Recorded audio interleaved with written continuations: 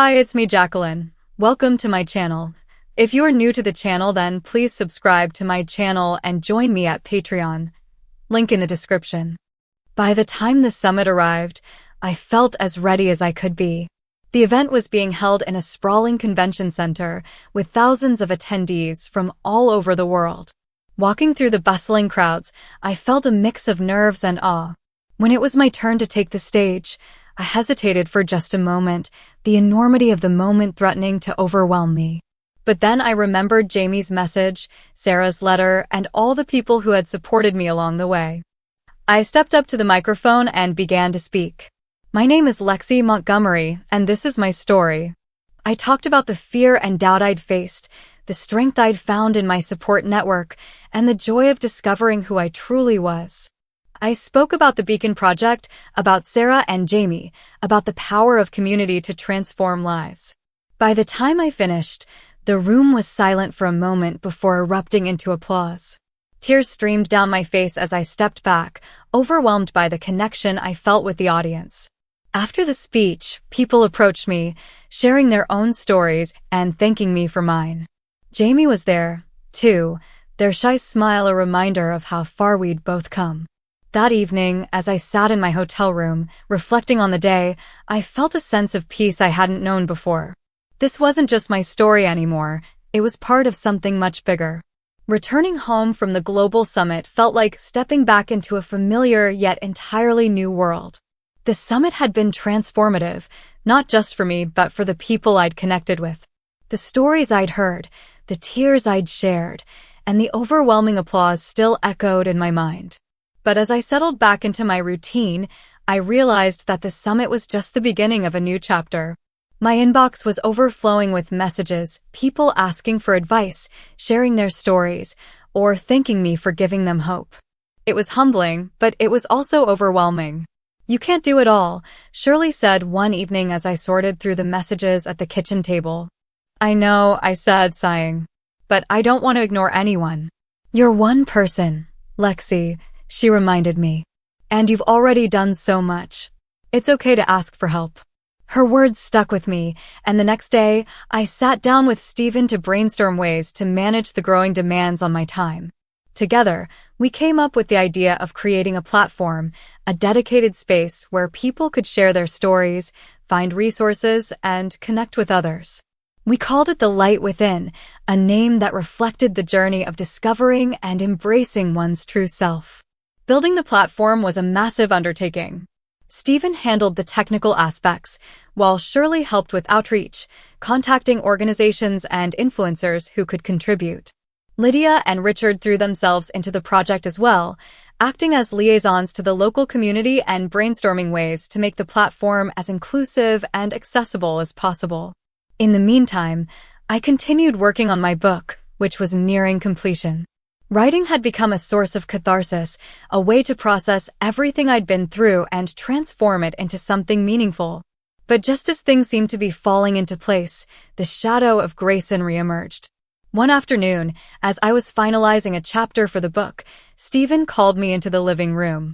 His face was grim, and Shirley was already seated, her arms crossed. "What's going on?" I asked, my stomach sinking. "He's back," Stephen said, pulling up an article on his laptop. The headline read, "The Truth Behind the Beacon Project, a closer look at its founder." The article wasn't as vicious as Grayson's earlier attacks, but it was insidious, full of insinuations and half-truths designed to sow doubt.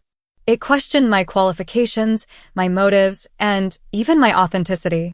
"He's trying to undermine everything you've built," Shirley said, her tone sharp. "What do we do?" I asked, the familiar panic creeping in. "We stay calm," Stephen said. "And we counter this with the truth again." This time, our response was more coordinated than ever.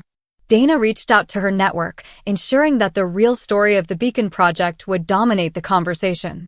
Shirley contacted allies who had benefited from the project, encouraging them to speak out. But the most powerful response came from the people themselves. Within hours of the article going live, stories from members of the Beacon Project flooded social media. Sarah posted a heartfelt video recounting how the program had changed her life. Jamie shared a series of posts about their journey, tagging me and the project in each one. The outpouring of support was overwhelming, and it quickly drowned out the negativity. Grayson's article was relegated to the background, its impact negligible. That evening, as I scrolled through the messages and posts, I felt a deep sense of gratitude. The community we'd built wasn't just surviving, it was thriving, stronger than any attack could break. Later, as I sat in my room, I finished the final chapter of my book. The words came easily, each one a reflection of the journey I'd taken and the people who had walked it with me. The launch of The Light Within marked a turning point not just for me, but for everyone who had been a part of the journey so far. The platform was an immediate success, its forums buzzing with conversations, its resource pages being shared widely, and its story submissions overflowing with tales of resilience, courage, and transformation. But with growth came responsibility. The emails and messages I'd once handled on my own now came in overwhelming waves, and I quickly realized that running a platform of this scale required more than just passion, it needed structure. "Time to build a team," Shirley said one evening as we sat in the living room. "A team?" I echoed, the idea both exciting and daunting. "You can't do this alone, Lexi," she said firmly. "And you don't have to. There are people out there who want to help, who believe in what you're doing. Let them." Taking her advice, I put out a call for volunteers. The response was overwhelming. Teachers, counselors, students, and even professionals from fields I hadn't considered reached out, offering their time and expertise. By the end of the month, we had a core team in place, each person bringing something unique to the table. Sarah, now one of the platform's most vocal advocates, joined as a youth liaison, helping to ensure that the voices of young people remained at the heart of everything we did. Jamie took on a role as a community coordinator, using their natural empathy and organizational skills to foster connections among members. Meanwhile, I continued to refine my book, working closely with the publisher to ensure it captured not just my story, but the spirit of the movement that had grown around it. The process was exhausting but deeply fulfilling.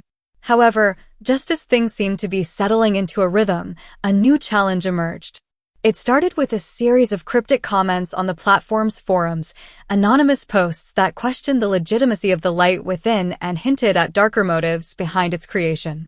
At first, we dismissed them as trolls, but as the posts became more frequent and targeted, it was clear something more was at play. One morning, Stephen called a meeting in the kitchen. His expression was grim as he set his laptop on the table. "We've got a problem," he said, pulling up a series of screenshots. The comments had escalated into outright accusations, claiming that The Light Within was a front for manipulation and exploitation.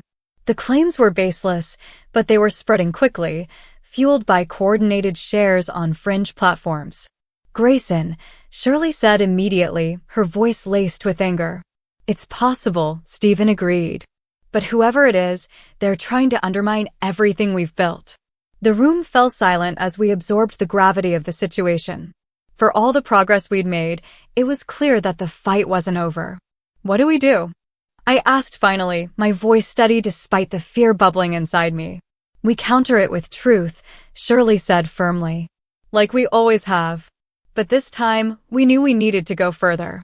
Dana suggested reaching out to a major media outlet to tell the full story of The Light Within, not just its origins, but the impact it had already made. The next few weeks were a blur of interviews, fact-checking, and preparation. Members of the platform, including Sarah and Jamie, came forward to share their experiences, their voices adding depth and authenticity to the narrative. When the feature article finally went live, it was a masterpiece. The headline read, "A Beacon of Hope, How One Teen's Journey Sparked a Global Movement." The story delved into every aspect of the platform, highlighting its successes and the lives it had touched.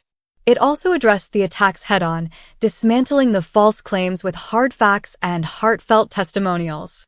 The response was immediate and overwhelming. Donations to The Light Within surged, new members joined by the thousands, and the coordinated smear campaign crumbled under the weight of truth and transparency. That evening, as we celebrated the victory, Shirley raised her glass. "To perseverance," she said. and to the people who prove that light will always outshine darkness. Her words resonated deeply, but as I looked around the room, at Sarah, Jamie, Lydia, Richard, and everyone else who had been part of this journey, I realized that this wasn't just a celebration. It was a reminder that our work was far from over. The victory over the smear campaign was a turning point for the light within. The platform not only survived but flourished, becoming a beacon for anyone searching for connection, understanding, and hope. Donations and membership continued to climb, and requests for partnerships poured in from organizations around the globe. But even as we celebrated the platform's growth, I couldn't shake a lingering sense of unfinished business. Grayson had gone silent again, and while that should have been a relief, it felt more like the calm before another storm. "Do you think he's done?" I asked Shirley one evening as we worked on a strategy document for the light within. She paused, considering the question. "No," she said finally. "People like Grayson don't just disappear. But the more we grow, the harder it'll be for him to tear us down."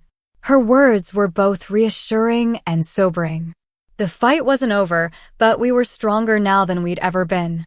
One day, as I was answering messages on the platform, I received a notification that stopped me cold. It was a direct message from Grayson himself. "Let's talk," it read. I stared at the message, my heart pounding.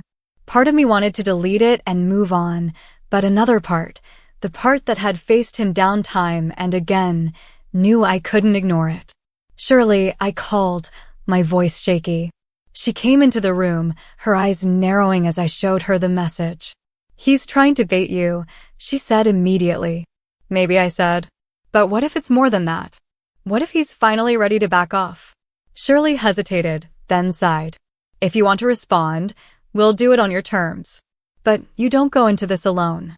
With her guidance, I replied cautiously, "What do you want to talk about?" Grayson's response came quickly. "A truce. Meet me, and we'll discuss it." The idea of meeting him in person was terrifying, but it was also an opportunity to confront him one final time and, hopefully, put an end to this once and for all. Please subscribe for the next part and visit my Patreon page for early access.